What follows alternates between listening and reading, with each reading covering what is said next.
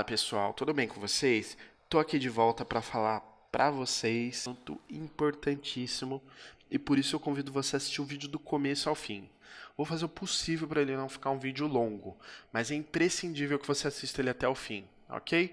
Vou falar sobre uma questão que as pessoas não enxergam, não percebem, que é muitas vezes a pessoa fica quebrando a cabeça, achando que não consegue desenvolver as imagens que queria, não fica com uma cara de foto porque ela não sabe configurar a luz e o render. E ela, assim, ela gasta muito tempo pensando nisso, muito tempo estudando isso, e aí ela olha uns vídeos e as pessoas conseguem fazer numa facilidade monstruosa. Para ela, parece que no vídeo, quando ela vê, é fácil, mas quando ela vai reproduzir, ela não consegue reproduzir. O que acontece? Uma coisa que muitos esquecem, e eu cometi esse erro por pelo menos uns 2, 3 anos, que era o de que saber usar a ferramenta não é o suficiente para você fazer uma imagem bonita. Você precisa ter os conceitos artísticos. É por isso que é importante, às vezes você faz um curso de 3D, alguma coisa, você aprende a cacetada de ferramenta, mas na hora de você utilizar, você não consegue progredir muito mais do que você já sabia.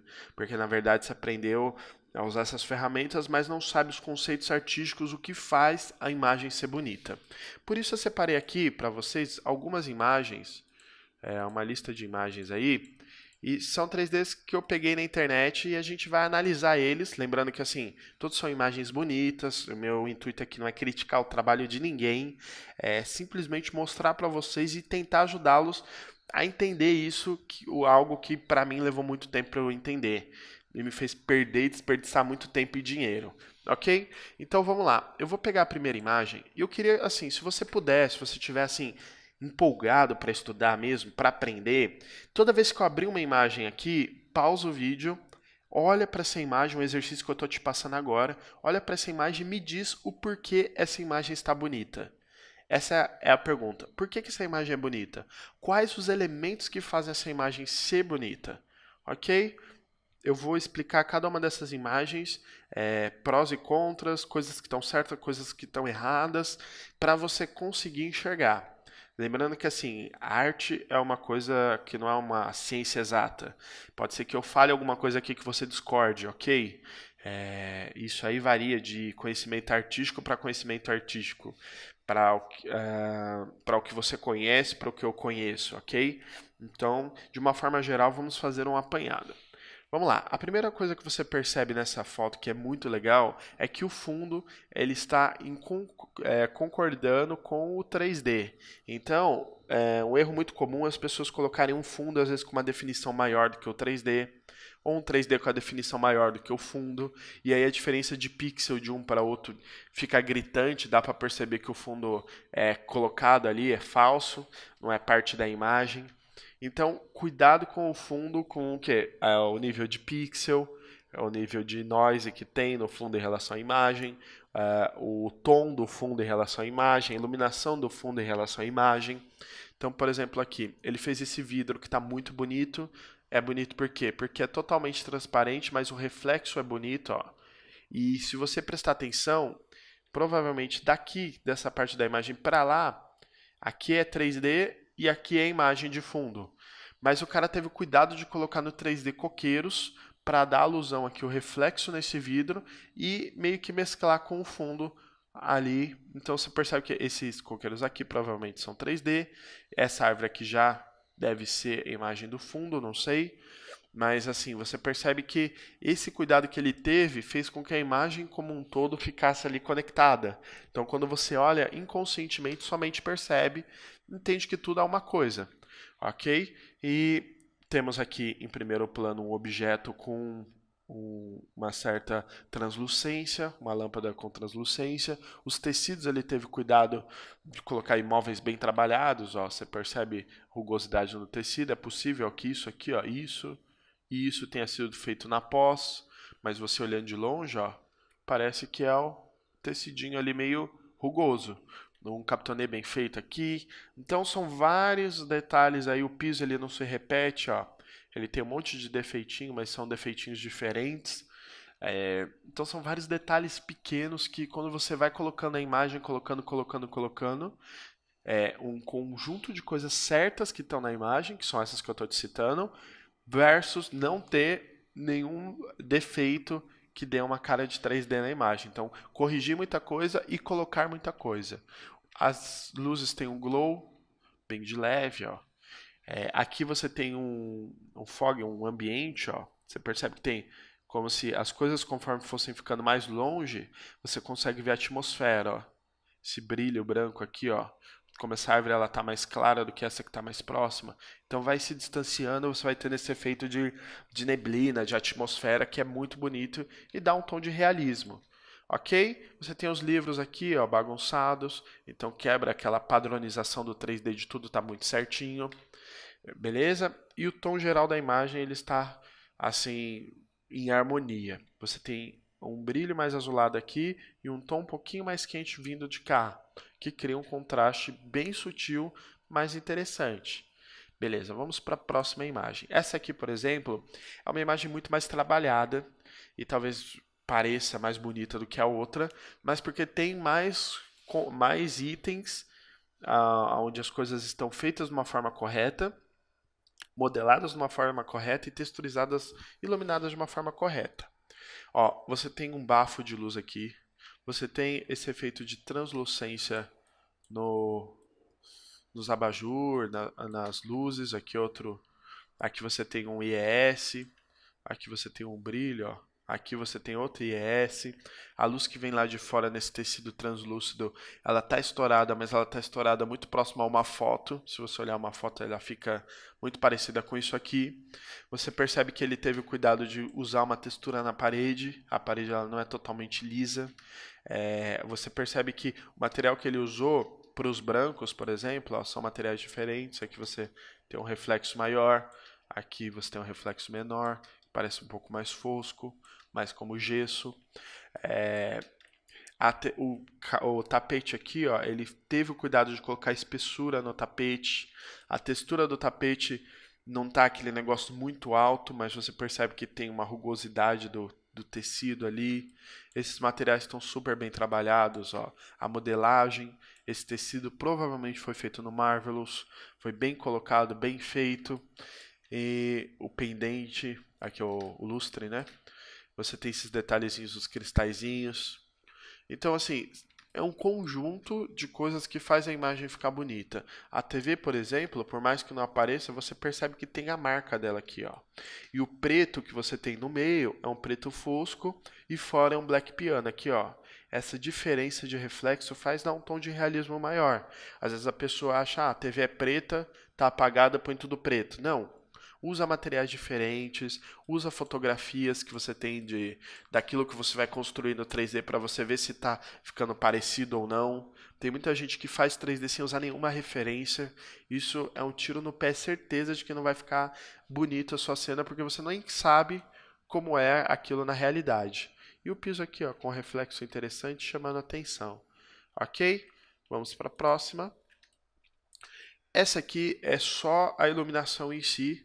E aí você percebe o seguinte, aquela questão que eu comentei com vocês, de que o tom azul vindo lá de fora e o tom quente aqui, ó, da iluminação, cria um contraste interessante. Vocês precisam levar em consideração que sempre que você for usar essas luzes, evita usar a luz branca. Porque na realidade você raramente vai ter essa luz branca. Geralmente você tem uma luz um pouco mais fria, um pouco mais quente. O contraste das duas dá uma valorizada muito grande na sua cena. Então, ó, as sombras você percebe que elas estão bem difusas, ó. Ela não é a sombra marcada, ela vem, ó, bem certinha aqui, depois ela vai se perdendo com o tempo. Você percebe que existe sombra de contato.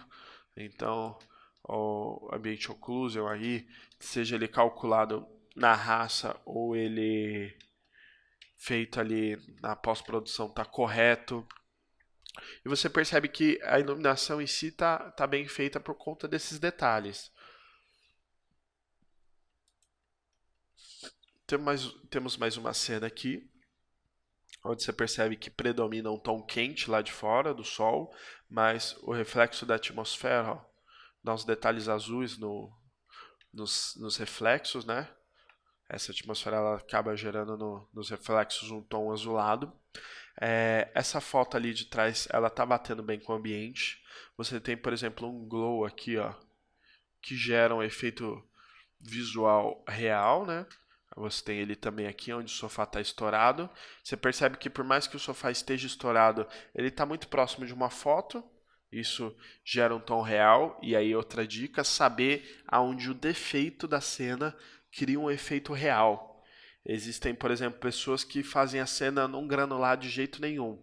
Mas existem algumas circunstâncias onde o granulado ele pode ser bonito. Portanto que ele não seja na cena inteira. Perceba que o granulado seja uma coisa, como que eu posso dizer, feita de propósito, igual aqui, ó, esse sofá ele tem um granulado, mas se você olhar no contexto da cena, esse granulado é bonito, esse granulado no reflexo. Por quê? Porque você não vê granulado no teto, você não vê granulado em outras áreas. Então, sua mente subentende que é um detalhezinho minucioso que tem naquela superfície. Então, você fica bom quando você consegue usar os defeitos, as coisas que geralmente você evita ao máximo, como por exemplo, deixar um branco estourado, mas aqui esse branco ele está estourado, mas ele está dando um tom de realismo. Quando você usa os defeitos em prol da sua imagem. Saber quando usar e quando não usar, quando corrigir e quando não corrigir. Então, ó, o noise, esse estourado são defeitos que a gente costuma evitar ao máximo no 3D, mas que nessa cena foi tão bem colocado que deixa ela mais real. Ok? Vamos para mais uma. Lembrando que assim, essa aqui eu vou comentar alguns detalhes que poderão melhorar. Eu queria deixar muito claro que meu objetivo não é de forma alguma falar mal de imagem dos outros ou coisa do gênero. É uma imagem bonita. A ideia aqui é só a gente conseguir aprender um pouco mais e tirar algumas lições dessa imagem, ok? Vamos lá. Uma coisa que me incomoda, por exemplo, essa vegetação ela tá muito igualzinha, assim. Talvez o tom do shader ou o objeto que ele usou e replicou e só girou um pouquinho, criou aí um ar que me incomoda um pouco. Essa luz aqui riscando ajudou um pouco, mas ainda não resolveu o problema. Outra coisa que me incomoda é que eu acho que esse fundo, nesse tom azul, ele não está ajudando muito. Se talvez essa vegetação tivesse mais cheinha nessa parte de baixo aqui, deixando passar menos, ficasse mais interessante. Mas não sei, eu trocaria esse fundo. Você percebe que ele fez o equilíbrio de tom quente e tom frio na imagem. O tecido está bem trabalhado, bem modelado. Você tem o tecidinho aqui.